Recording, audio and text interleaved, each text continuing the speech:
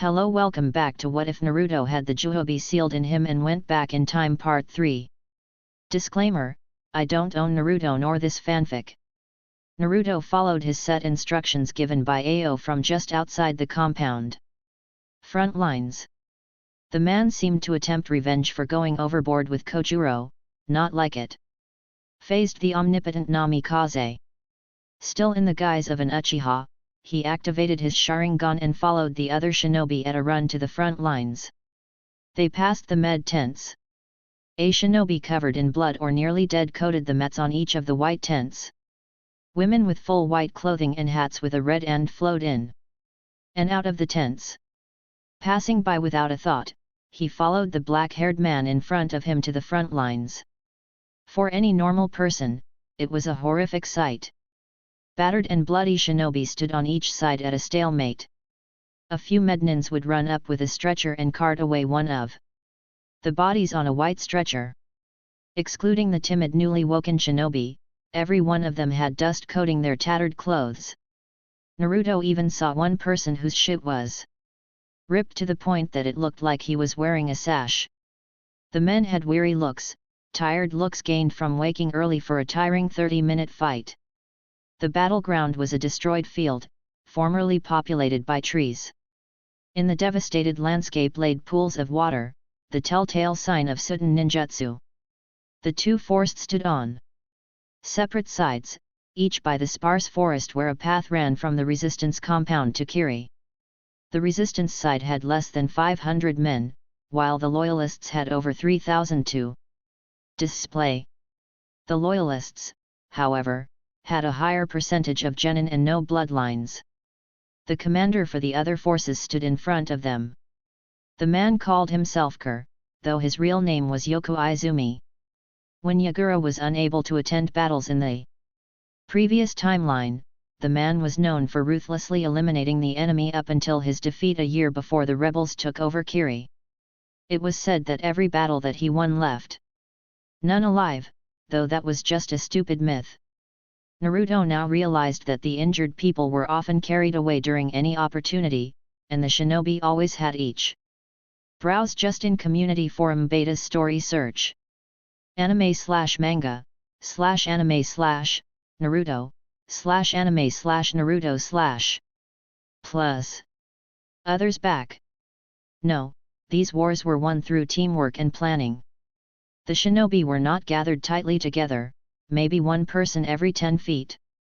The forces were each only a few rows deep, favoring widespread. Wait! He heard a voice from his right. Ryuu, is that you? Another person was pushing through the forces, heading towards the Juubi. He knew that voice.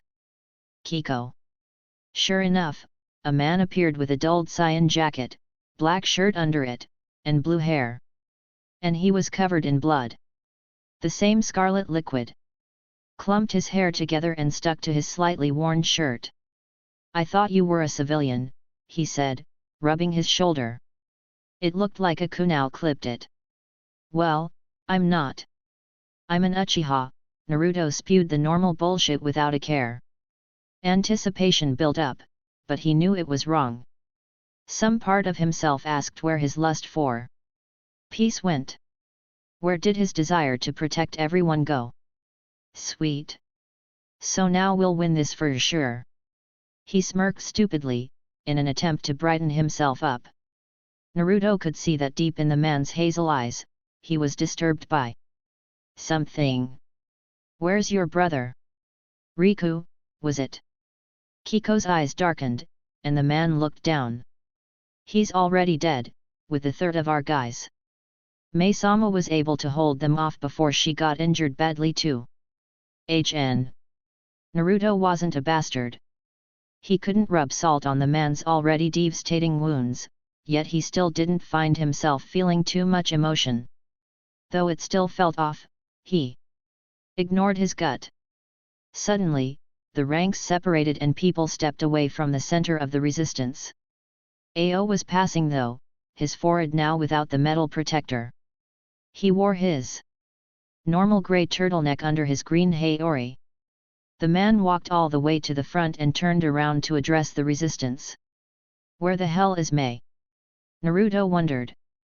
The ninjas quickly ceased their side conversations and turned their attention to the commander. Everyone, we can't lost here.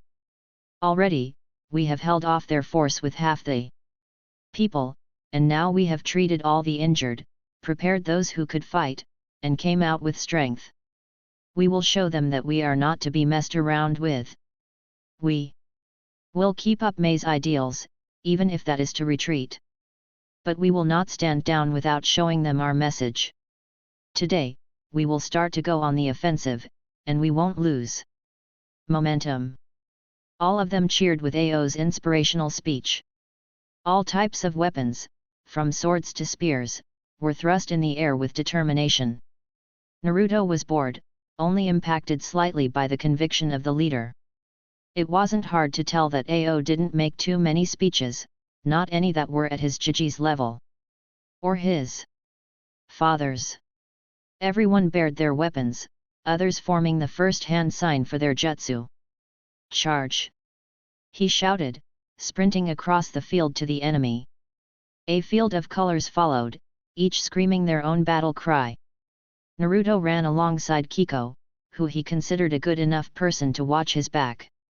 The opposing army shouted their own declarations before meeting the resistance shinobi with a far larger wave.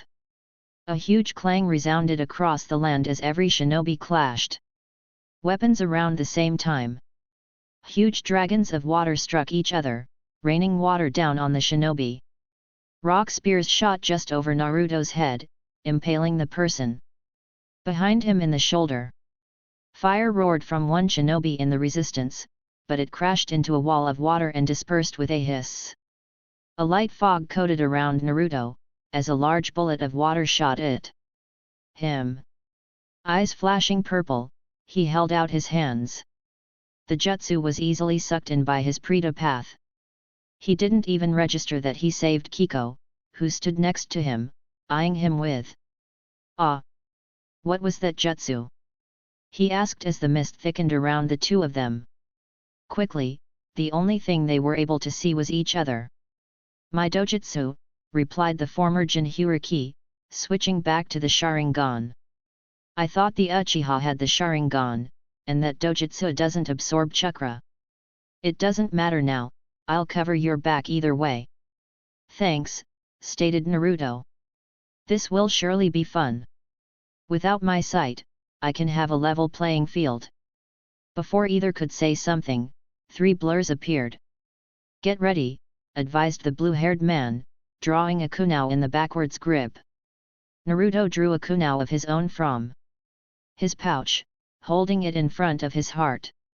2 of the blurs launched at them, the first engaging Naruto, while the second fought with Kiko.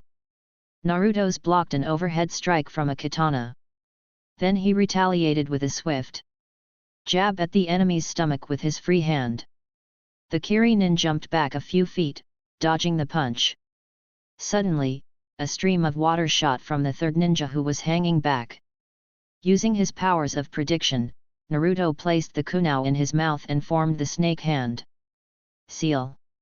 Doton, Dorieki, Earth Release, Earth-style wall, he muttered, spitting an earth-like wall of mud to block the attack. The wall buckled but didn't break from the attack, saving both himself and Kiko. The resistance nin was in a kunai-on-kunai fight against his opponent, Naruto choosing not to interfere. Naruto was mildly shocked when the first opponent came after him again with a kenjutsu attack. Must they always use kenjutsu? He wondered, holding up a hand. His eyes flashed into concentric rings and a gravitational force propelled the attacker away.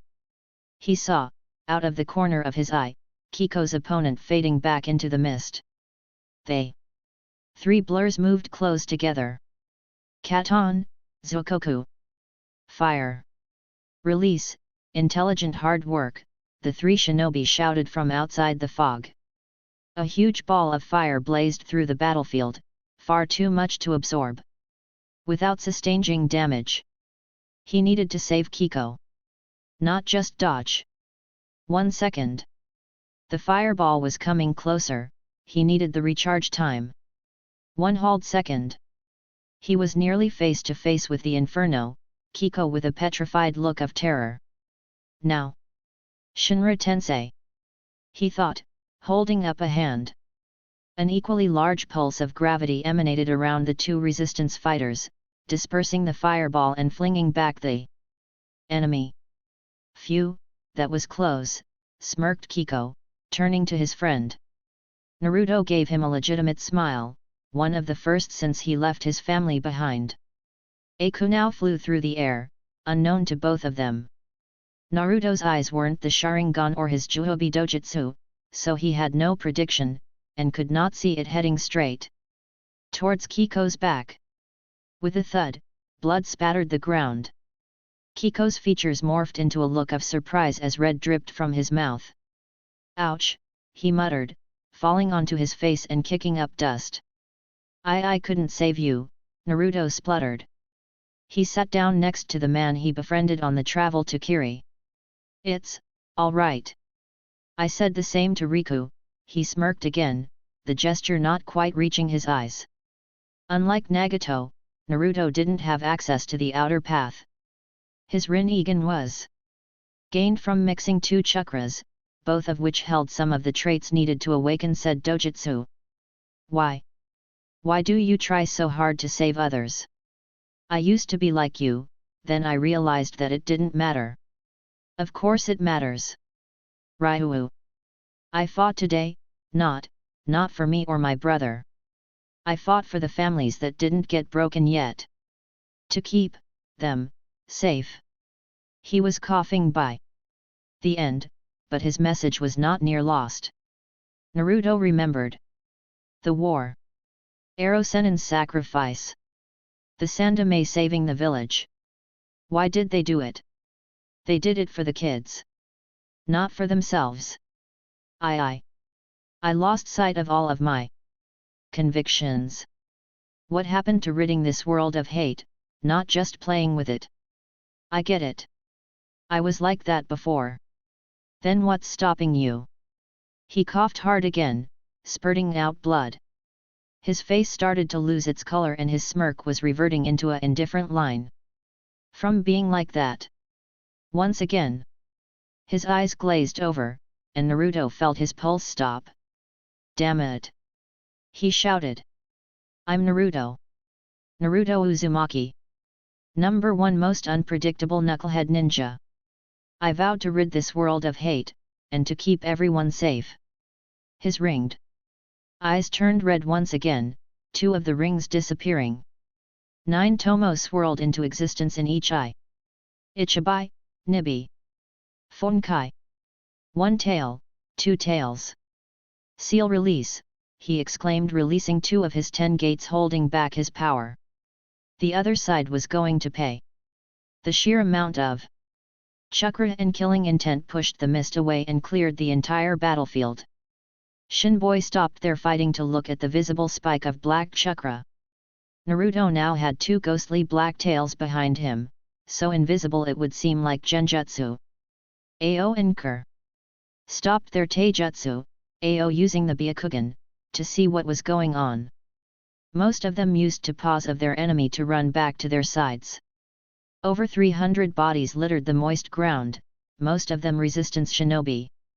The 3 Naruto had attacked couldn't move from their injuries. Ao stared at the man exerting that chakra. Isn't that the Uchiha? What is with his eyes and that dark chakra covering his body in some light cloak? It's almost like he's Yagura. Naruto, from the middle of the battleground, needed a way to separate the resistance from the loyalists, so he didn't kill them all. Kage Bunshin no Jutsu. 2 replication with Kage level reserves popped to life right next to him. Doton, Banri Dorieki. Earth release, Earth-style wall of 10,000 Ri, he declared, each of the clones forming the snake seal. A huge wall of earth sprung up under the original while the clones pushed the wall to cover the entirety of the resistance. Now, they're all safe, he muttered to himself, letting his bunshins poof out of existence. He now stood 50 feet in the air, able to see both sides of the standoff. They were now back in ranks, the commanders of each side standing in the front row, while the injured were hobbling away to get medical help. A figure clad in blue with long, spiky red hair draped down her back watched from behind the resistance side. She was intrigued by the development, though not one to deny a favorable turn of events. Those who are injured, return to the med camp immediately, she commanded, unheard to Naruto, who was blinded by determination and rage. Determination. The urge to bring peace to the world and wipe Yagura's scum off of it. His dream, though a more violent approach to his pacifist ideals, was hard set in his eyes. Rage. Rage at the death of his friend. Hatred at all of those who seek war and pain. Ironic, isn't it, that he wanted to kill them all? You will regret that. He roared from the top of the wall, facing the ant-like loyalists. Images flashed through his head. Of Hinata dead on the ground, learning of Jiraiya's death, Kiko's blood trailing from his mouth. Watching Madara devastate the allied shinobi forces. Nagato, his fellow student. Pain. So much pain. Nagato, I understand you. Their field commander, Kerr, had an arrogant smirk on his face. One more punk to cut down, he laughed internally. Die. Naruto held up the tiger hand seal. Katon, Gamekyaku. Fire release, great fire annihilation. A roaring flame descended from Naruto's mouth as he exhaled with a great breath. The flame sprayed out into an enormous blanket that threatened to cover the entire army. Sudden users. Now! Shouted the commander, in awe by the jutsu. Controlling their fear and awe, a row jumped in front and went through hand seals. Drawing on puddles of used water and spray from their mouths, they used Sudden, Sujin Haki. Water release, water formation wall. A wave of protective water shot before the shinobi, about to crash into the fire. The wave stretched over the loyalists' heads, colliding with Naruto's jutsu with a loud hiss noise. A short fight for dominance later, steam encompassed the entire battlefield, not reaching the other side of the wall. Both of the jutsu were just barely cancelled out. The 20-some Sudden experts had exhausted most of their chakra to hold back the intense flames. Kerr was sweating. The steam was incredibly hot, permeating the morning air. Where had this opponent come from? All of Yagura-sama's spies near the resistance had told him that they were weak and vulnerable. He could have roughed up the trash and kept them from taking Kiri lightly. Commander-sama. What do we do? Shouted one. We need to be able to see who's a futon user. I got this. Fute, the man ended in a scream as a large tentacle-like tail shot out of the ground and smashed him in the chest. All everyone saw was a shadow. What the hell? Wondered the leader. Holy fu, another man was grabbed by one of the things. Those near him watched in horror as the chakra was sucked out of his body, leaving him lifeless. Wind jutsu. Now, Kerr screamed. Futon, Diatapa. Wind release, great breakthrough. A large gust of wind exploded from one of the loyalists' hands, forcing away most of the steam. The view that it revealed startled most everyone. Naruto sat on the top of the wall, eyes glowering, with his hands clapped together. Tails stuck from him directly into the ground. And then they lashed out from under the loyalists. Fools! They're just making me take their chakra, thought Naruto with a smirk. There were multiple bloody screams as those with generously larger chakra capacities were drained. A few of them realized what was happening to their friends, so they took out kunao and started shooting jutsu at the appendages. Damn it, the juubi cursed as pain registered in his mind.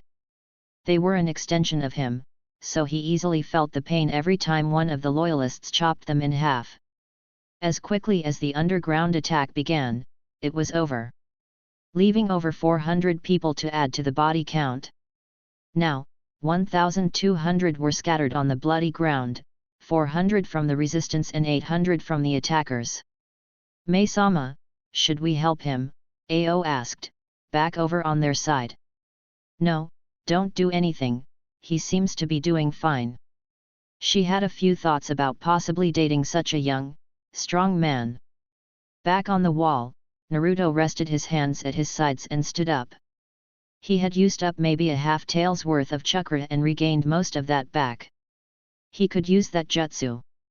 Or even the Baiju's signature technique. No, he'd have some fun first.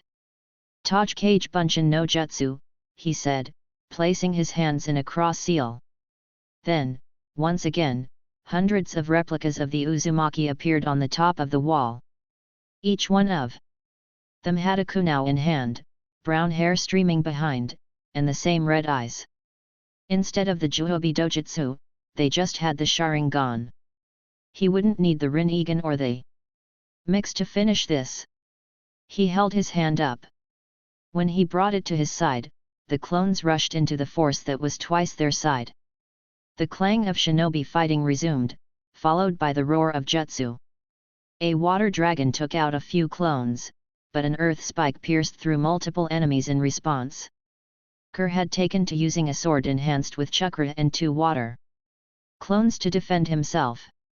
A few of the stronger shinobi, maybe former ANBU, surrounded him protectively from the onslaught of clones.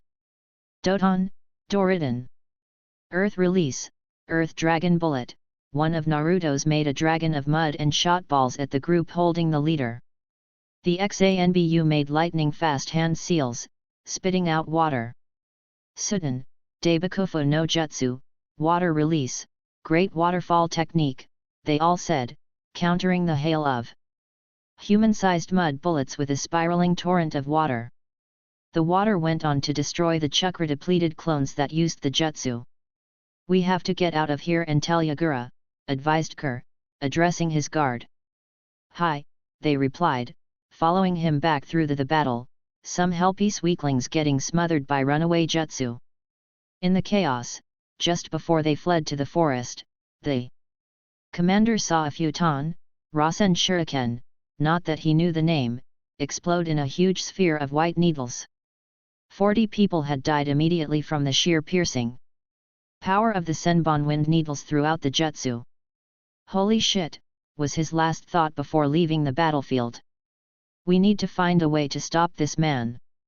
The group disappeared through the forest, slipping away in the chaos of the battle. Naruto watched the destruction caused by his clones.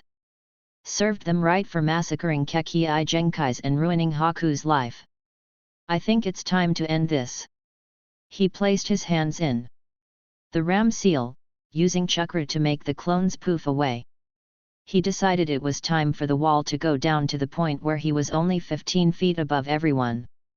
The areas of the earth wall that he wasn't standing on sunk all the way into the cracked ground. That would leave him plenty of room for his jutsu. What's happening? Asked a loyalist who was fighting a clone. Like the man beside him, he was covered in blood, scrapes, and grime.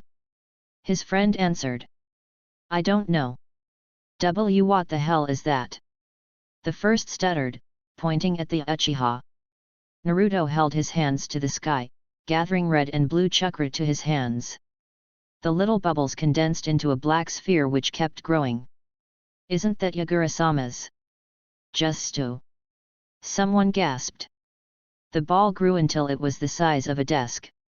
The unultimate and final jutsu of 9 Baijuyu. Witness the power of a god.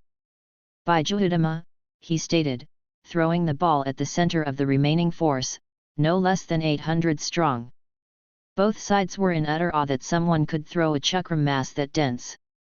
No one could move in time. The large Baijuudama exploded in a flash of white, incinerating everyone within the proximity. When the light subsided, the new crater had many mangled bodies.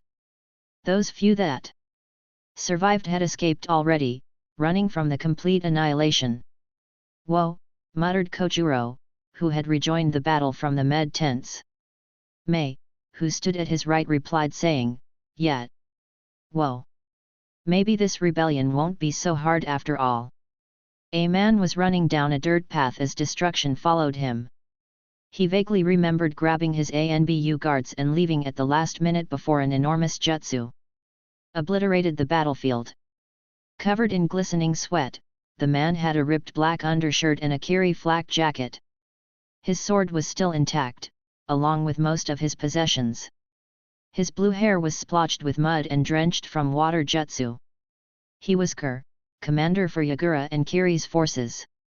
As he sprinted down the forested path leading to the camp, he discreetly signaled the ANBU to stay behind and guard the path. He could not have that man, he wasn't even sure if the guy was human, following them. Yagura needed to know. He burst through the forest into a clearing large enough for a small camp. There were 9 tents total, for the ANBU and the elite shinobi. The Mizukage had his own tent. They, normal soldiers, jonin and lower, were stationed closer to the battlefield, slightly away from the muddy dirt path. The executioner, Zabuza, hated him for stealing his sword's name, found the largest tent and promptly entered. Browse just in community forum beta's story search. Anime/manga/Naruto/anime/Naruto/ Plus.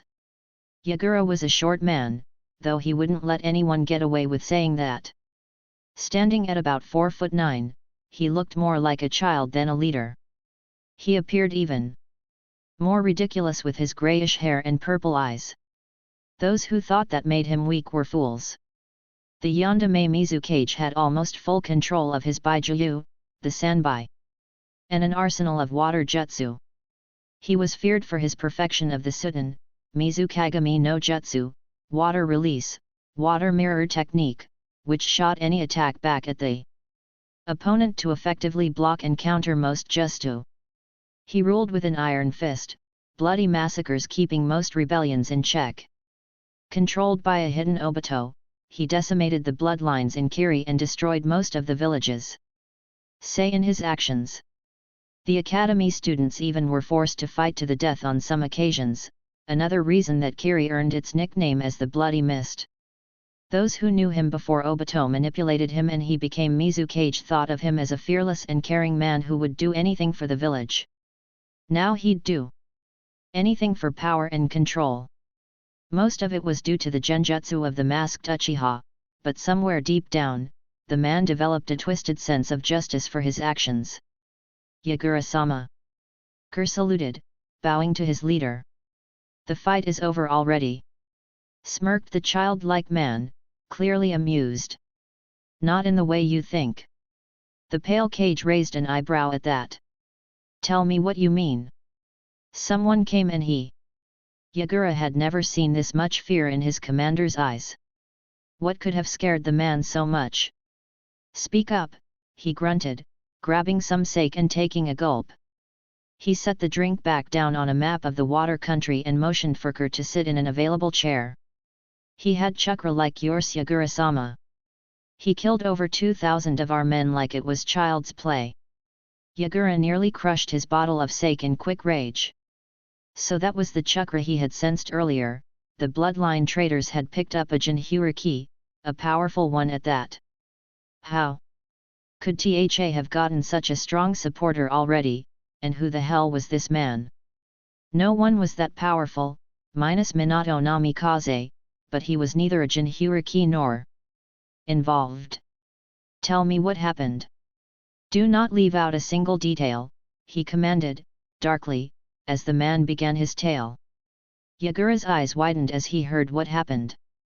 Apparently, out of nowhere, this civilian-dressed man had created a wall separating the two sides. Then he drained the chakra of hundreds, used clones to fire jutsu after jutsu, and finished it all off with a Baijuhudama. The weirdest part, while the man had some barely visible chakra cloak, he made the Baijuyu signature jutsu with his hands, not in version 2 state. Yagura didn't believe it was possible and started to doubt what the man saw. After all, it must have been chaos. Still, Kur was his most reliable servant. What will you do, Yagura-sama? I need to put a stop to this unusual Jinhyuriki before the resistance gains support.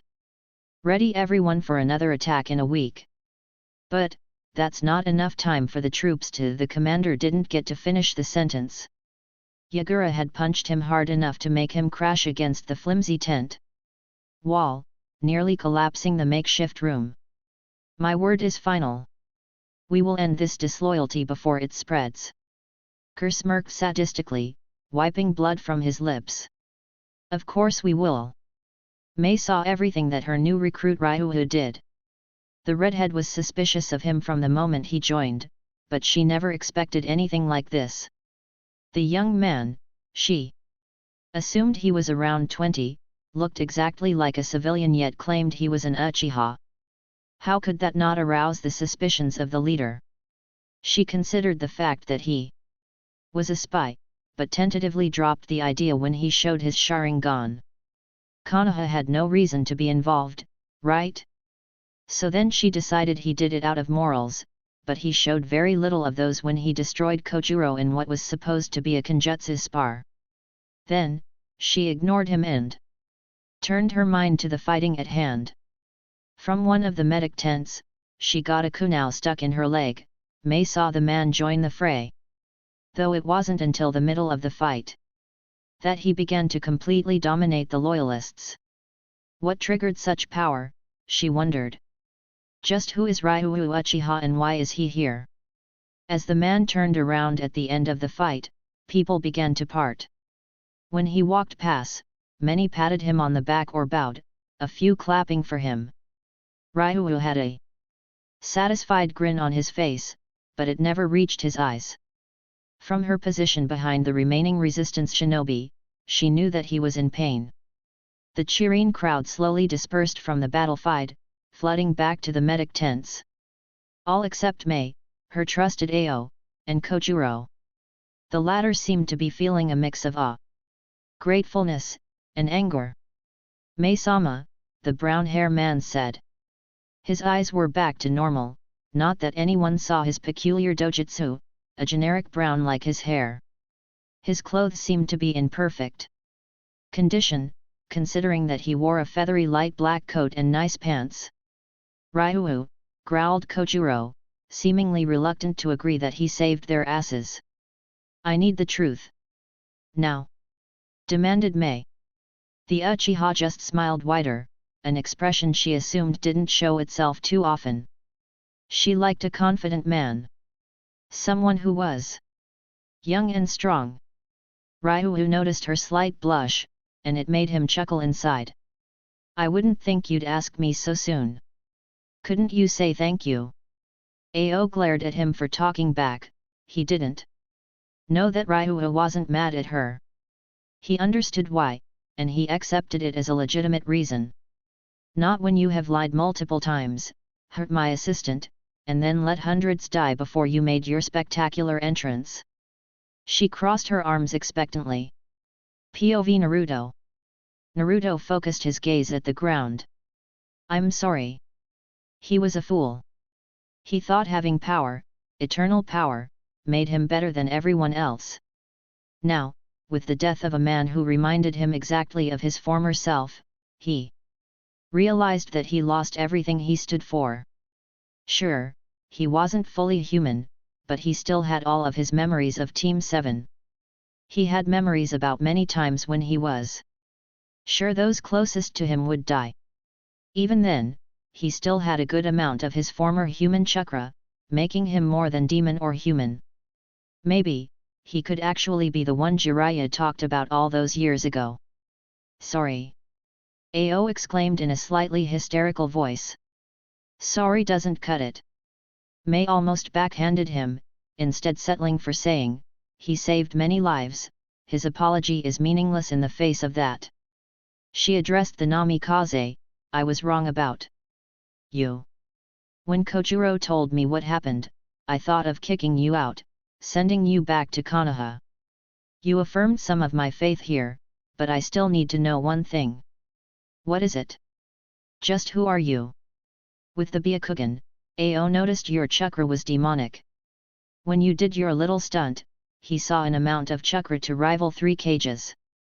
I believe that you are from Konoha, it makes some sense with your eyes and jutsu. The words, especially the fire jutsu that nearly destroyed them by itself, went unsaid, yet they were known by both parties. Why are you lying about your identity? Naruto smirked again, threatening to let out a small chuckle. In habit, he scratched the back of his head. Who I am doesn't really matter. For all intents and purposes, I am Ryuhu Uchiha. You may think I'm not, but names hold no value as long as you do what's right. I figure that's what I came for, so you can let me get my revenge on Yagura, and I'll help you out. After all, I can't just let all this power go to waste when innocent people are dying. Unfortunately for him, though he had much of his morality and ideals back, he still had a few arrogant thoughts drifting around his mind. Not everyone can change so completely so fast. Knowing she couldn't press the stubborn kid any further, she settled with that answer. Since he had good intentions, possibly, he would be an asset either was. Wait a second. A voice exclaimed. Kojuro wasn't too happy, and he was confused too. You said you have morals? It looked to me like you swatted me against the wall without even honoring our Kenjutsu spar. He couldn't resort to the I've changed argument, it was too soon, less than 5 hours to be exact. It was just a spar, and I was tired. I get grumpy when I'm tired, he admitted sheepishly. Well, it was mostly true. He never was a morning person. Ao muttered something under his breath.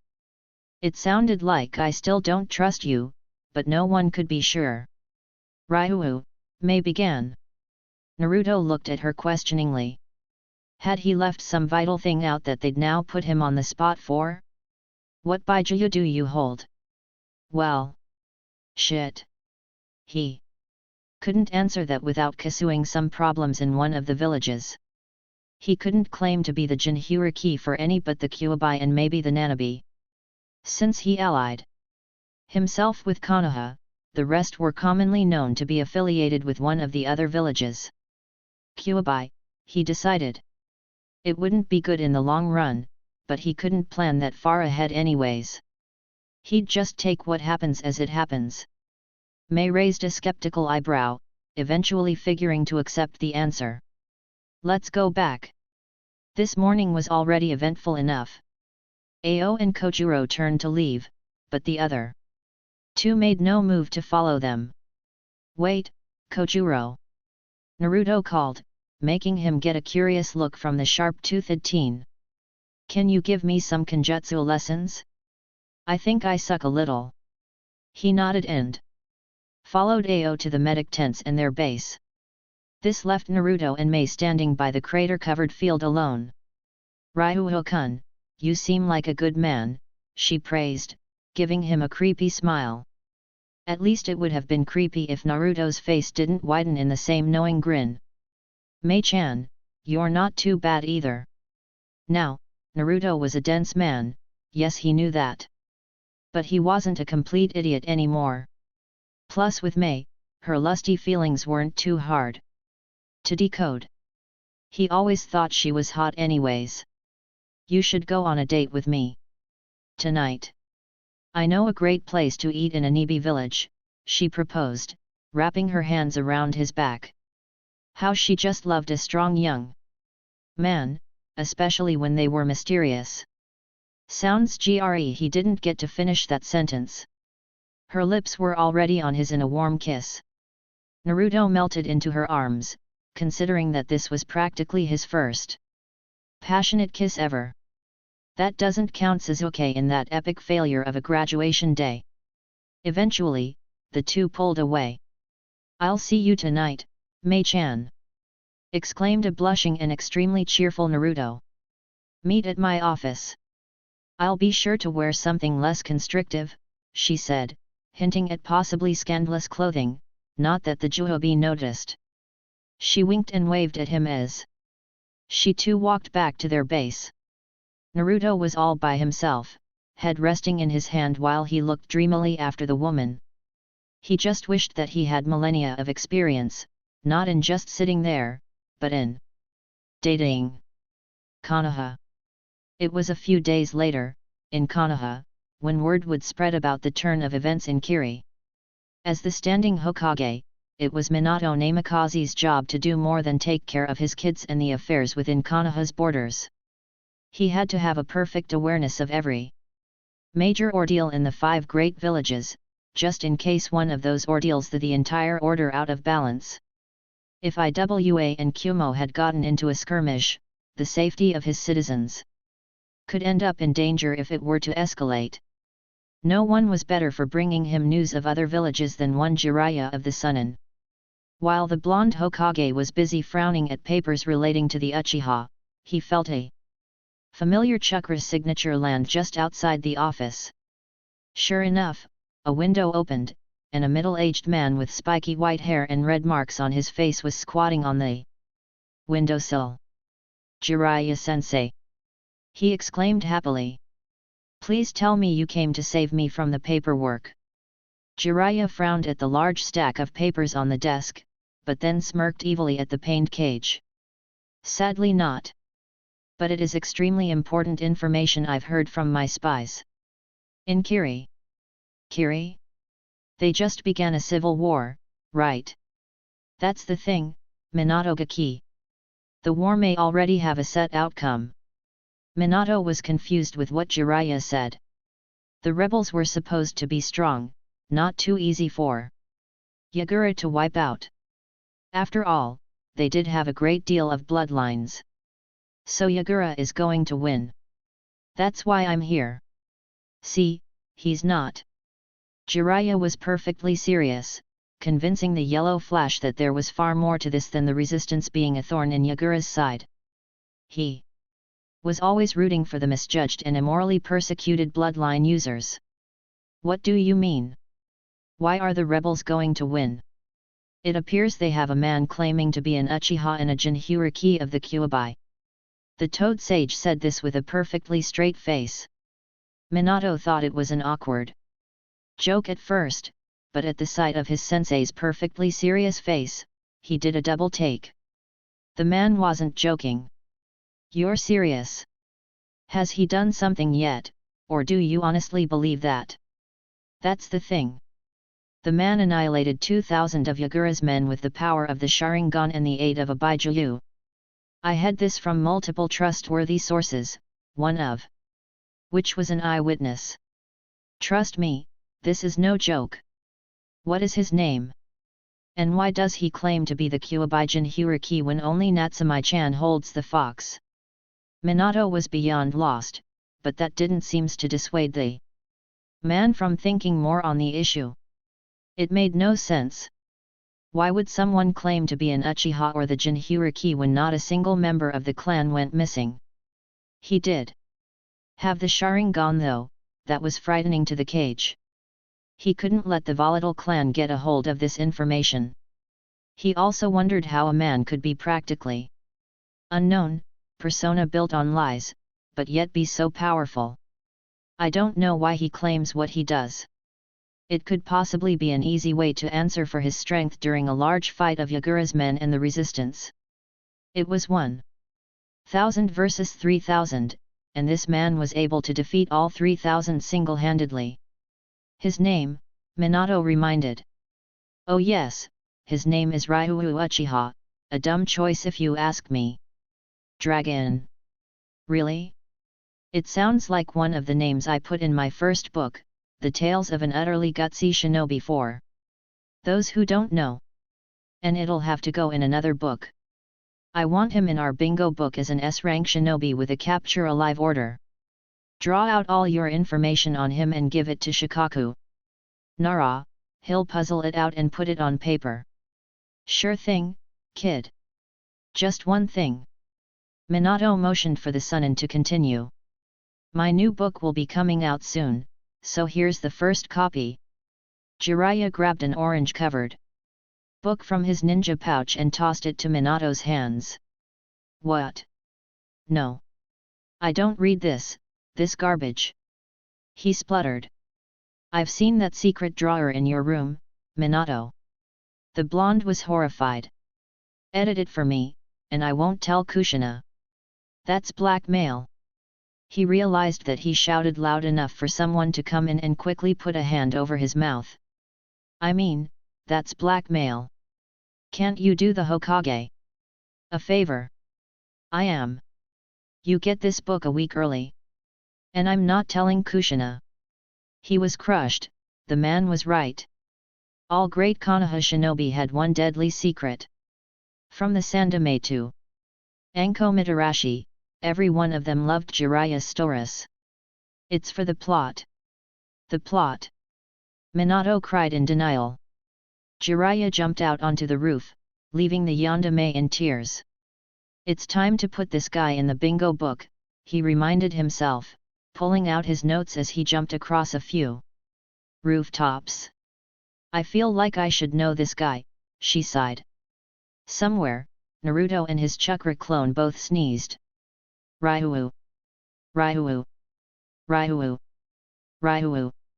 The thunderous chant repeated itself over and over as the remaining members of the resistance were gathered in a large atrium-like room for a speech. From May.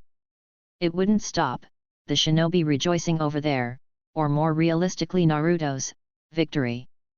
The atrium was indoors, underground, in the stronghold that they just successfully defended. On a stage in front of the over 700 people stood four-figured. Ryuu, Mei, Kojuro, and Ao each gave a small wave as they stepped towards the resistance.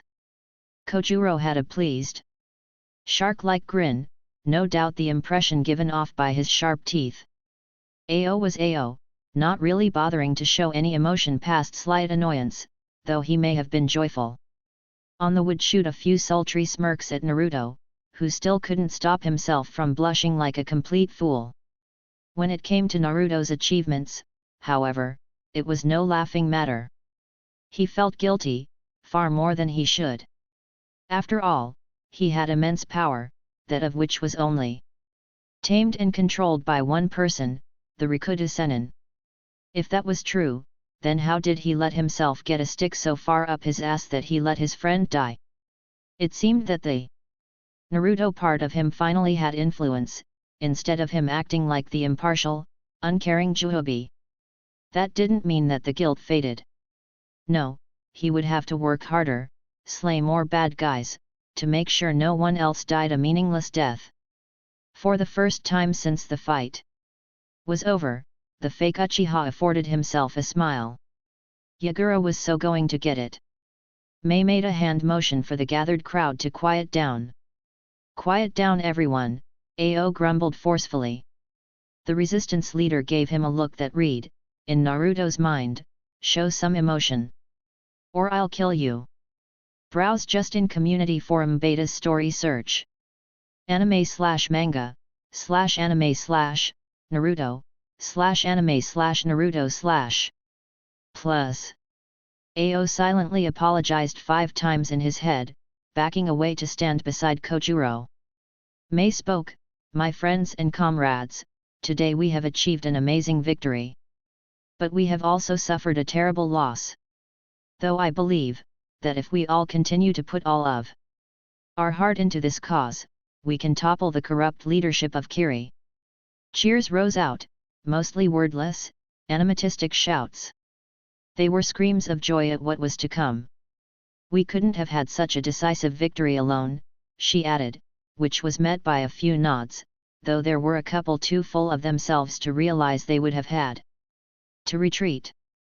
And a retreat would have forced them to take many years to regroup and gather forces. For this victory, we have one man to thank, who protected his comrades and struck fear in the hearts of Yagura's men. At the first part of the statement, Naruto hung his head down. He couldn't protect Kiko. Mei continued, unfazed by Naruto's thoughts. This man is Uchiha Ryuu, as you probably all know. Cheers broke out again, the chant of his name resuming even louder than before.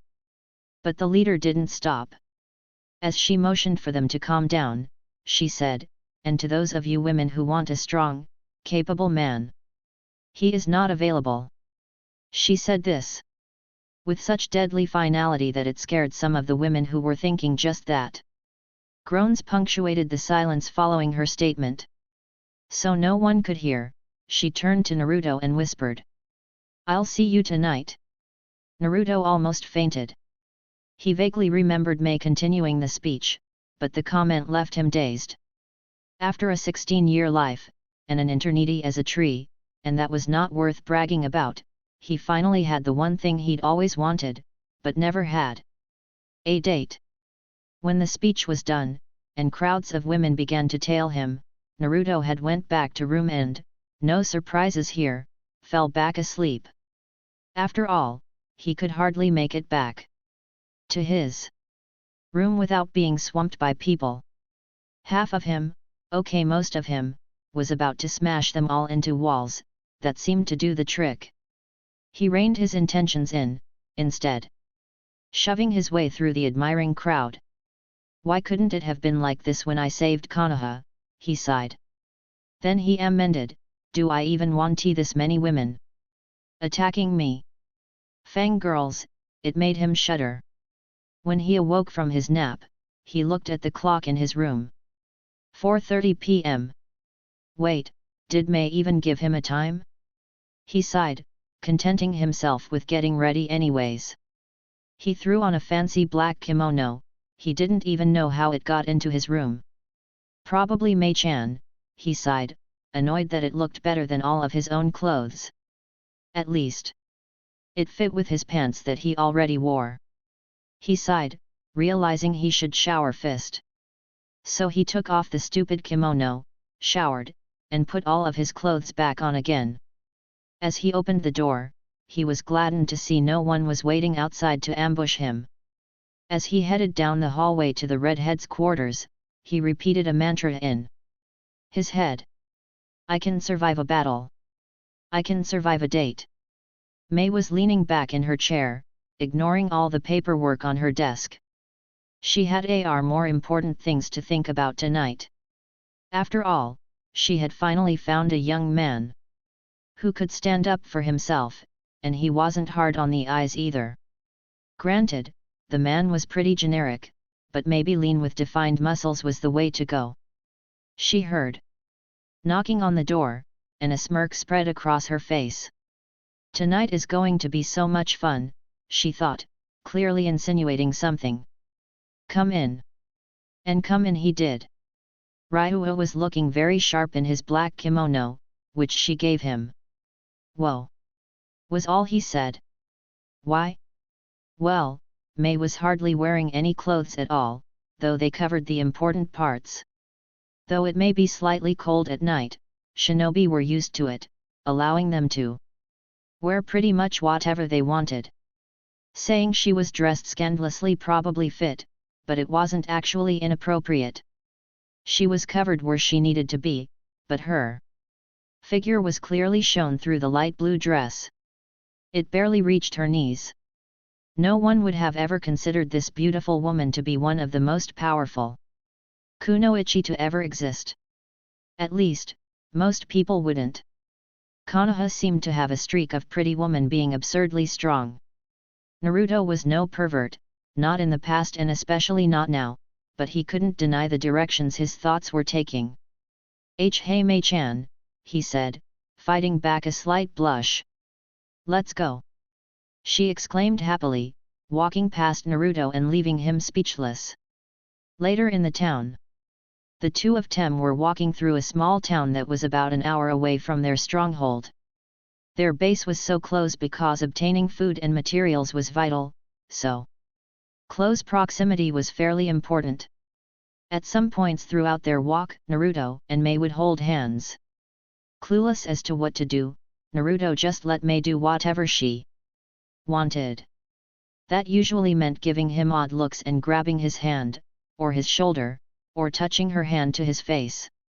At least he was about her height, it would have been really weird for him if he was shorter. As the state of Kiri was not too good, to put it nicely, the small town mirrored it.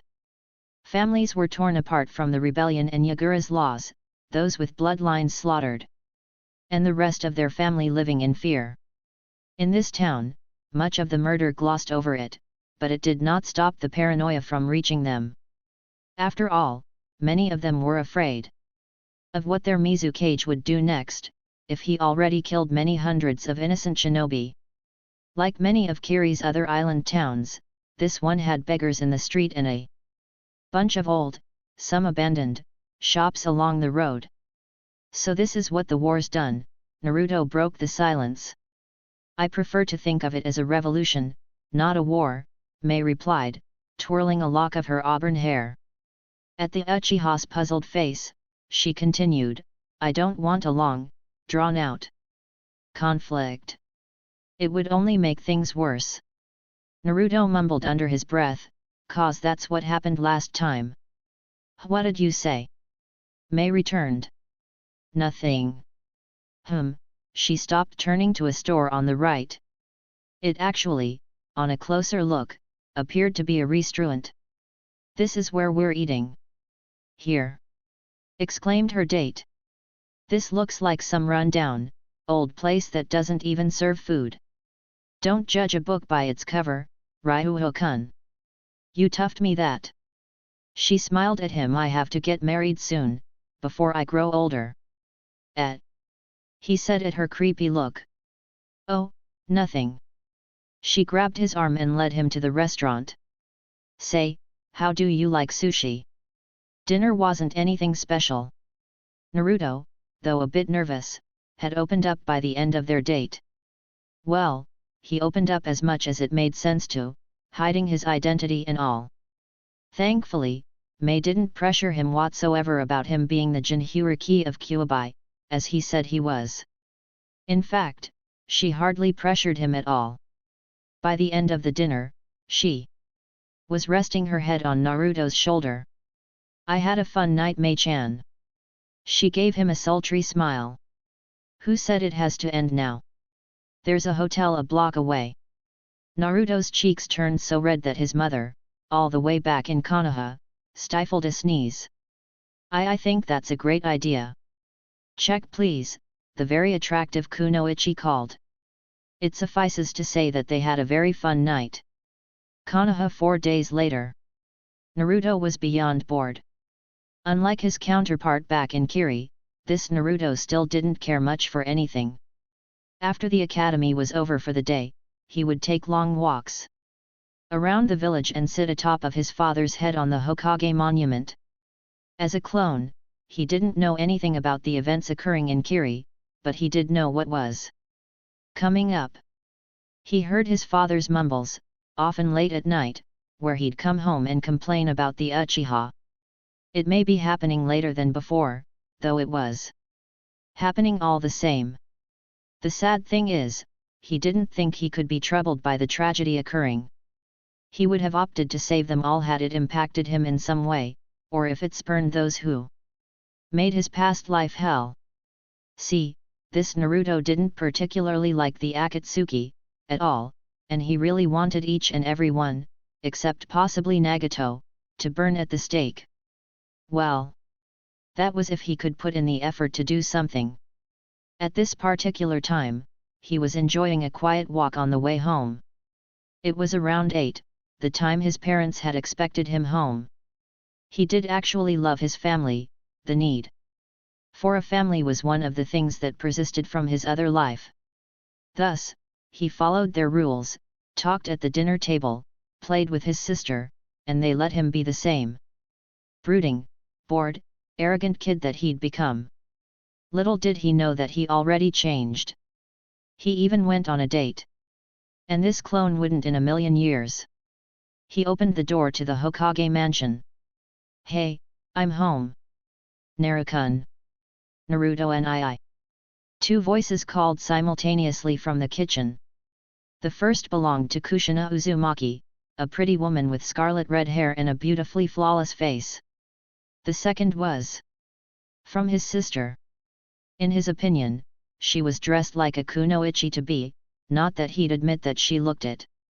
Natsumi looked exactly like a younger version of Kushina, and the elder Uzumaki hadn't really changed much since her genin days, other than height, features, and overall maturity. "Sup guys? I had a long day. Got any food?" The Kyuubi Jinhyuriki rolled her eyes. You didn't do anything. You don't even train. All you do is just walk around all day and act exhausted, then sleep like Shikamaru. See, the Naras know what's going on, Naruto replied pointedly. Kushina decided to intervene before this got out of hand, as usual.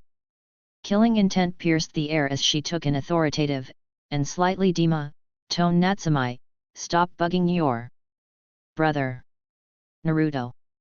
Stop trying to fail the tests at the academy. Go ask your father to train you in something. Sorry Kaa-san, they both mumbled. Sit down and enjoy my delicious ramen dinner, she smiled at Naruto. Or you're grounded, were the words that went unsaid. Silently, Naruto sat down and watched the two women scoop ramen into their mouths like they had nearly died of starvation. He suddenly found his formerly favorite food far less appealing. As purely chakra, he technically didn't have to eat, but he had yet to go more than a day or two without eating at all. The front door opened just as the three were about to finish up. Tio-san. Natsumi shouted, immediately jumping up and running to give him a hug. Naruto could see that his father was clearly tired.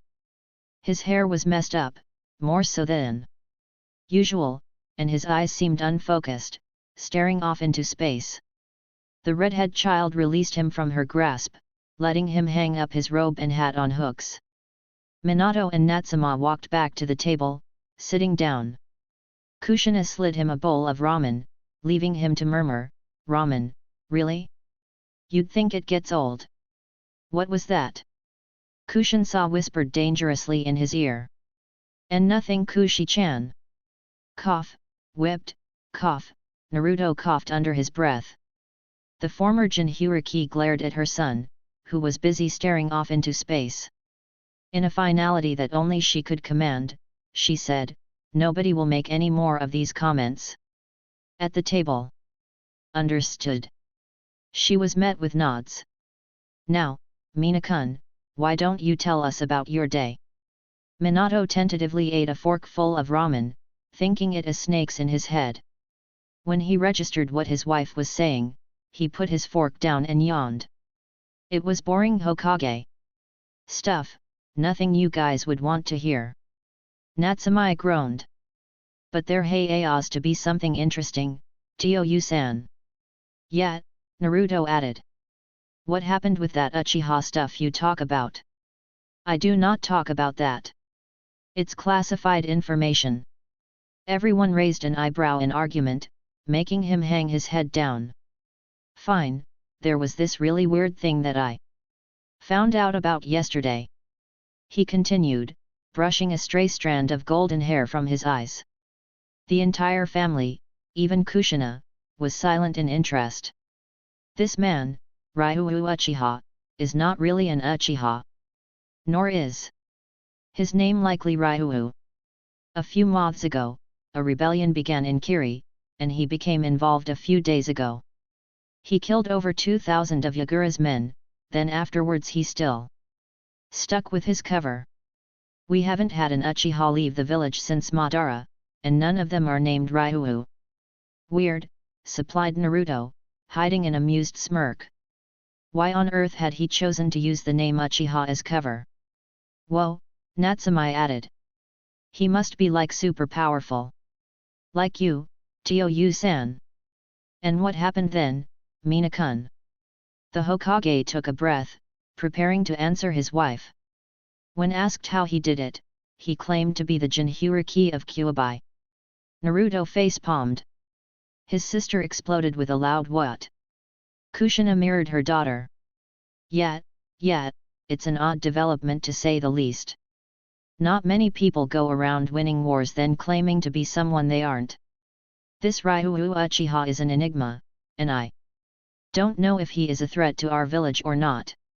I'm going to leave tomorrow morning on a trip, it won't be more than a week, but I need to find out more for myself. The last thing Konoha needs is another super-powered Madara Uchiha running around and screwing everything up. Naruto stood up. I'm going to my room. No one questioned the boy, he often preferred to be left alone when he got like that. As soon as he made the proclamation, he didn't wait for an answer, walking passively out of the room, hiding his inner annoyance at his real self. Minato sighed at his son's odd personality. He certainly didn't get it from Kushina's side, so that meant he was at fault. So, Natsu-chan, how's training with your mother? Kaa-san is evil, and I still can't even draw out a full tale of chakra. You're 8, honey, Minato sighed. Nobody expects you to have full control of the most powerful Baijuyu. Natsumi stood up too. I'm tired. Good night. That left the two adults, the blonde still toying with his fork while Kushina had finished all of her ramen. Well, Minato-kun, I know about the Uchiha incident that is quickly approaching.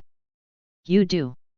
He was openly surprised, but upon thinking about it, it wasn't too surreal. Even his son knew something was up, but then again Naruto was extremely observant, more so than a number of the genin that graduated recently. She leaned closer. I can't believe that you are letting Itachi-kun kill his entire clan for the sake of Danzo's beliefs. An uprising? Mikoto-chan in an uprising. The feeling of the room suddenly grew far darker. I have to do what's right for the village. Even if that means leaving while Itachi slaughters his clan to chase some wild rumor about some Uchiha. Even if I have to chase after an impostor while you fill in for me. 3 days later. An army of 750, they had picked up some recently, was walking outside down a small path. They traveled in rows, 4 wide, headed by a sexy woman with auburn hair down to her knees, a spiky-haired man with an eye patch, a boring brown-haired civilian, and a boyish swordsman with spiky teeth. They were the official and unofficial leaders of the resistance, respectively Mei Terumi, Ao, Ryuu Uchiha, and Kojuro. Mei had given them a speech before leaving, assuming that they would encounter the enemy soon. Sure enough, as they reached the desolated site where the previous fight took place, they saw the enemy. Like a bunch of black figures over the horizon, Yagura's men were far more numerous, over 8,000, bumps under the treeline. The sight of the first battle reminded Naruto all too much of his failure. The two armies approached each other cautiously, so they could get within shouting distance, both tensely awaiting orders from the commanders. The resistance fanned out, now only 2 deep, covering their entire side. Yagura! Naruto shouted. Ryuu, the man replied, his voice quieter but it carried better. The two continued walking towards each other, standing no more than 50 meters apart. You have something of mine, and I'd very much like it back. Is that so? The boy-like Cage chuckled. And you have hurt these people for far too long, he added, just to back up his morals. Even Mei could not stop this war now, with all her sweet talking. He smirked, pulling a long hook staff with a flower on one end from a strap on his back. Well, what are we waiting for? Thank you for watching. I hope you have enjoyed this what if. If you have, please don't forget like, comment and subscribe. Also share this video with your friends.